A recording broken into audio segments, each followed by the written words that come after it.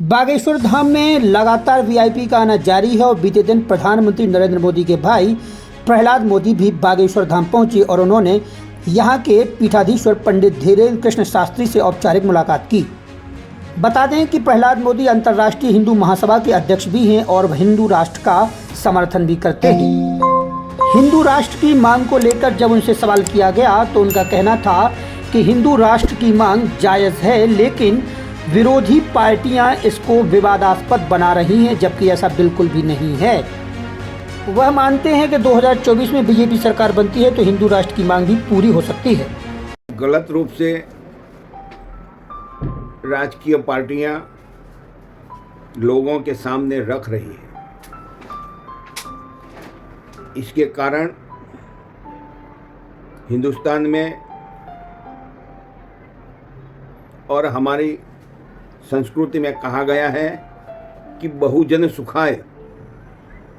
इस बात के लिए जो महाराज जी का प्रयत्न चल रहा है और संविधान में जो लिखा गया है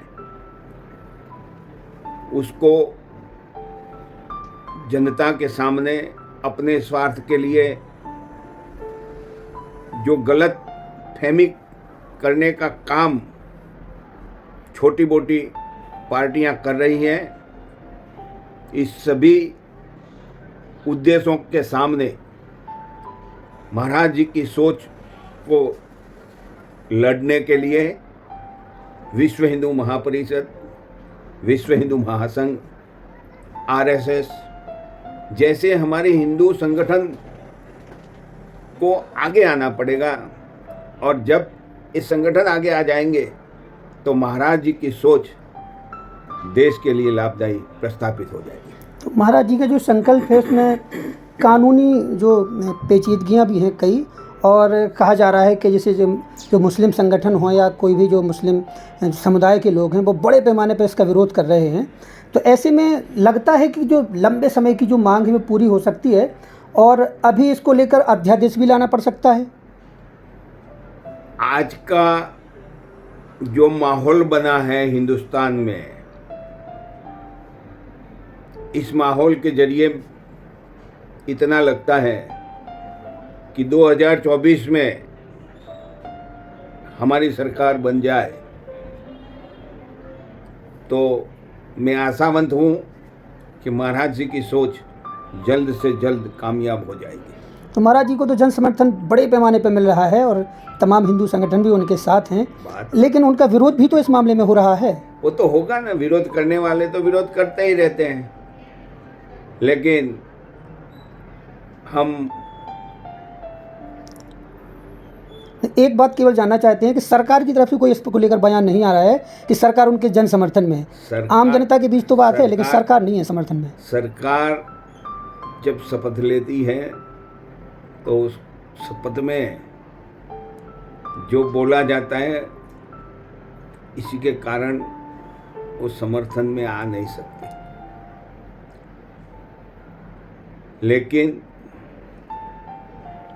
जन समुदाय का समर्थन जब मिल रहा है महाराज जी को, तो इसको सरकार भी रोक नहीं पाएगी, क्योंकि सरकार को भी जन समुदाय का समर्थन चाहिए तो फिर से सरकार बनेगी। और जन समुदाय की आवाज़ बुलंद होगी तो सरकार को भी सोचने के लिए मजबूर होना पड़ेगा। तो बस तमाम संत समाज अभी भी इकट्ठा नहीं हुआ है इसको लेकर। सारे संत समाज और हिंदू संगठन अगर एक मत होकर के अगर ये मांग रखें और हो सकता है जाहिर तौर पर आगे अगर सरकार का साथ मिले तो क्या ये सपना पूरा हो सकता है आने वाले पंचवर्षीय में, अगर मोदी जी में 80% जी हम लोग हैं तो हमारा सबका एक ही आवाज़ बुलंद हो जाएगा, तो फिर कहने की क्या बात है, सब कुछ हो जाएगा। और आप एक संगठन के बहुत बड़े अध्यक्ष भी हैं, बहुत बड़ा संगठन है वो भी, तो उसकी मतलब मुख्य विशेषताएं क्या हैं और वो संगठन का उद्देश्य क्या है और उसको वो इस बारे में क्या सोचता है? मैं जिस संगठन का मुखिया हूँ भारतवर्ष का जी, हमारा पहला उद्देश्य है कि नेपाल में जो माओवादियों ने हिंदू राष्ट्र एक ही था, पूरे विश्व में हिंदू राष्ट्र एक ही था। उसको नेस्त नाबूद करने का जो प्रयास किया है, फिर से नेपाल को हिंदू राष्ट्र घोषित करवाना है, और नेपाल फिर से हिंदू राष्ट्र घोषित हो जाएगा तो फिर भारतवर्ष के लिए लाभदायी होगा, क्योंकि श्री राम जी का ससुर तो नेपाल में है जी।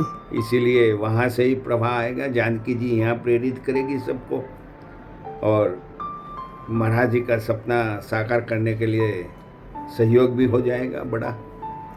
तो बागेश्वर धाम के बारे में क्या सोचते हैं? बागेश्वर धाम तो आज मैं आया हूँ, मुझे बहुत अच्छा लगा, और मुझे ऐसा लगा कि मैं कोई एक पवित्र जगह पर आज मेरा आना हुआ है।